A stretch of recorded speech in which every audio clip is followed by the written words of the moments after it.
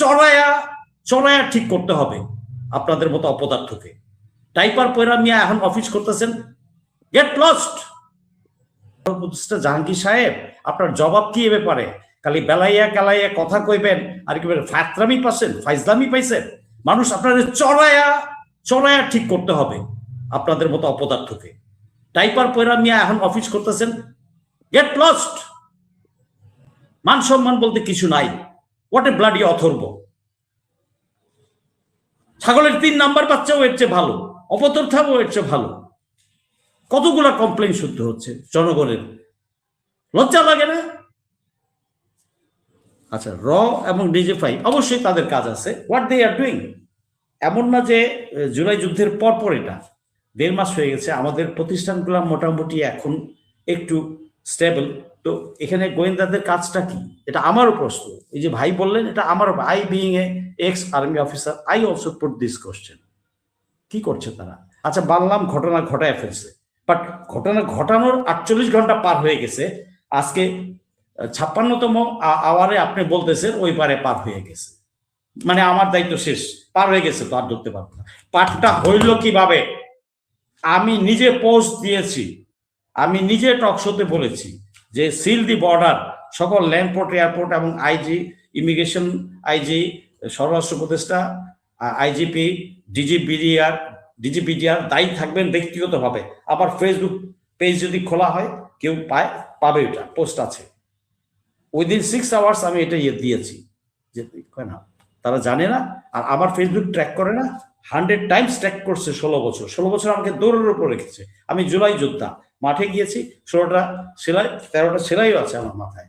Still এখনো আমি যুদ্ধ করছি, এখনো প্রতিদিন মাঠে যাচ্ছি। প্রেস ক্লাব বলেন, শাহবাগ বলেন, শহীদ মিনার বলেন, সব জায়গায় আছি, টকশোতে আছি। Still I am fighting.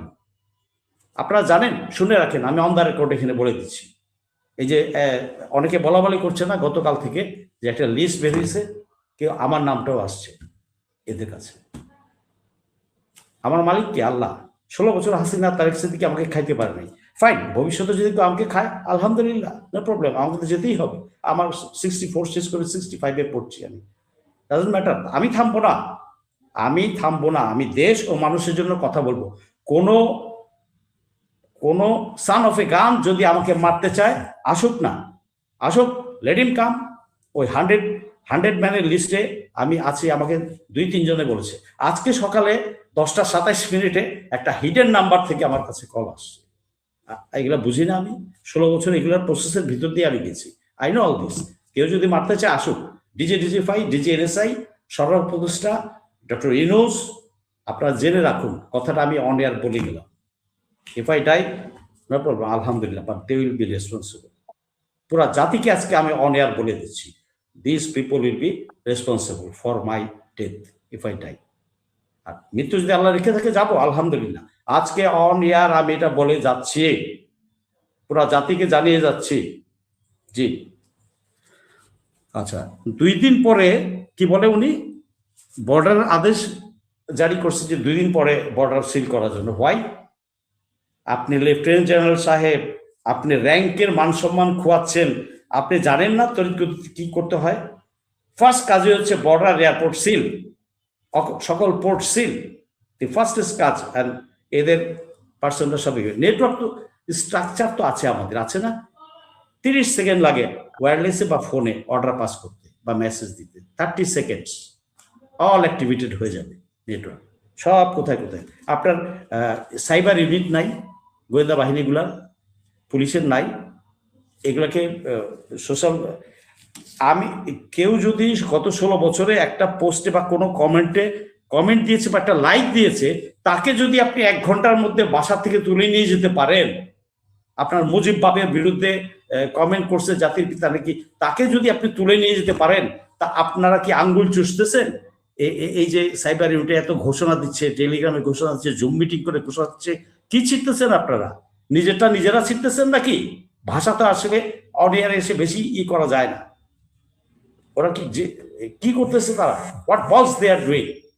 এই উপদেষ্টাগুলো কি ছিটতেছে?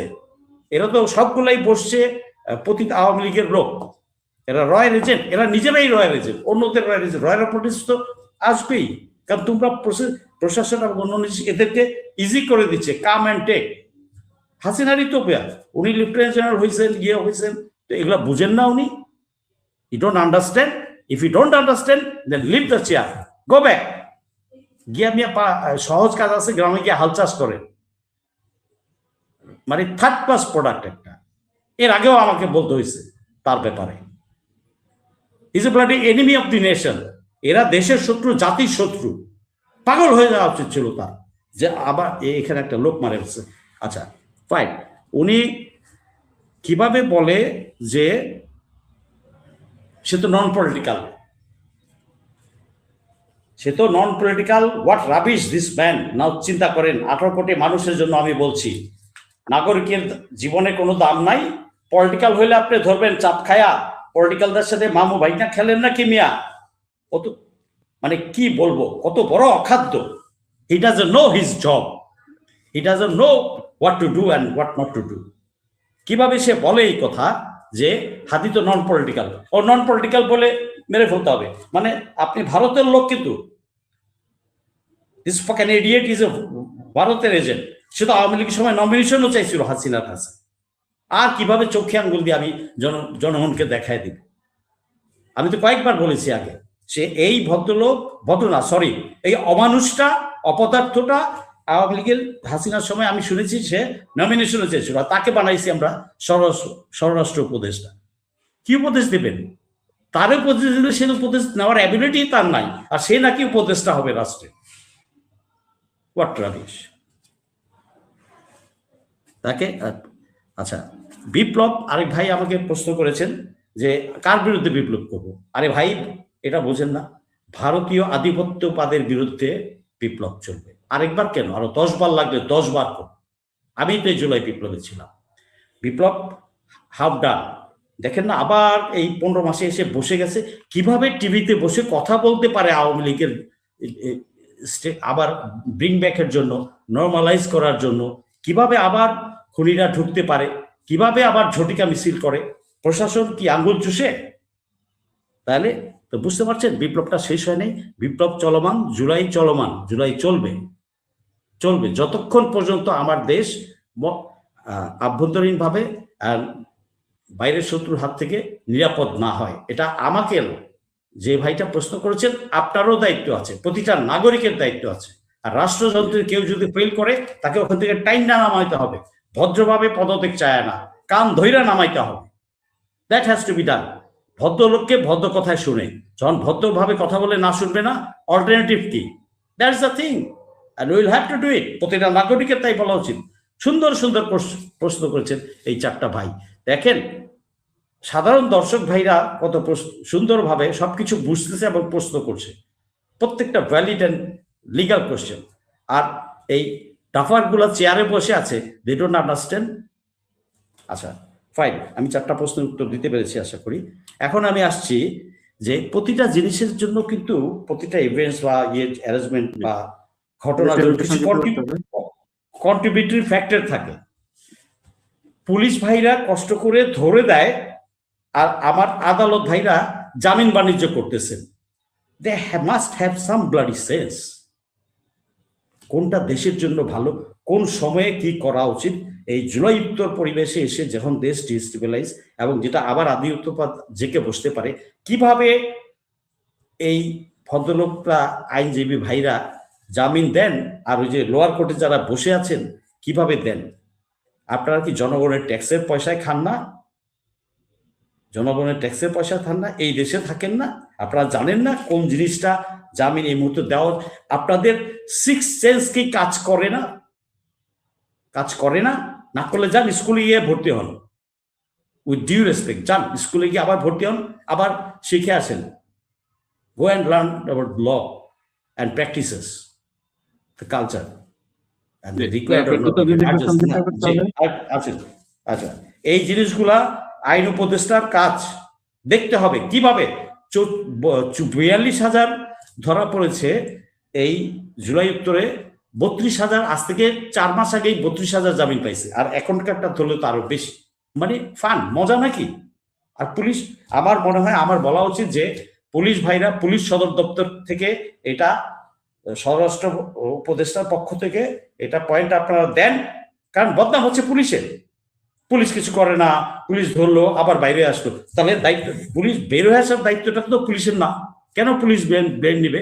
পুলিশ ভাইদেরকে, পুলিশ হেডকোয়ার্টারকে বলবো আপনারা ব্লেম নেবেন না, please settle with the law ministry. আইন উপদেষ্টা আপনার কাজ আছে কিন্তু এখানে। আমি প্রধান বিচারপতির দৃষ্টি আকর্ষণ করছি উইথ ডিউ রেসপেক্ট। জি, পয়েন্ট এখানে। সো এই ফ্যাক্টরগুলো কিন্তু এই যে কন্ট্রিবিউট করছে এই যে ইস্যুগুলা ডিস্টেবিলাইজ করার জন্য। খুনিরা খুন করে যাবে, এটা করে যাবে, আরো করতে থাকবে। আরো কয়েকটা ছাত্র নেতার নাম আছে আমি শুনেছি। তো এটা কেন আমাদের মিডিয়া ভাইরা এখনো ওই ভারতীয় মিডিয়াই রয়ে গেছে? মিডিয়ার চরিত্র দেখতে পাচ্ছি তো আমরা, মিডিয়াতে কিভাবে ঝগড়া করে, কিভাবে উপস্থাপিকা ডেকে নিয়ে আরেকজনকে করে। হ্যাভ মিনিমাম সেন্স, কিছু মানে আদব কায়দা তো কিছু থাকা উচিত। সে কিভাবে তার ফাইন, তুমি দুঃখ পাইতে পারো, মুজিবকে ভালোবাসো, ভালো কথা, কিপ ইট উইদিন ইয়োরসেলফ। এদেরকে না আছে শিক্ষার্থীকে, না আছে কিছু।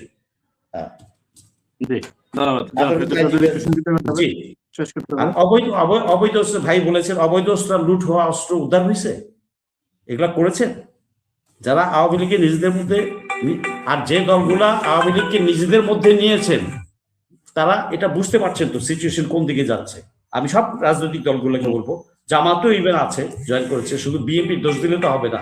হ্যাঁ, অতএব অনতিবিলম্বে আপনারা যে যে এলাকায়, যার যার এলাকায় আওয়ামী লীগকে আত্মীকরণ করেছেন তাদেরকে আস্তে করে আইনের আওতায় তুলে দেন।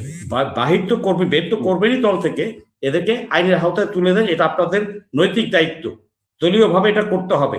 প্রত্যেকটা দলের হাইকমান্ড থেকে যেন এই আদেশটা দেয় এবং করা হয়, এটা আমরা দেখতে চাই। আমি এজ এ জনগণ দেখতে চাই।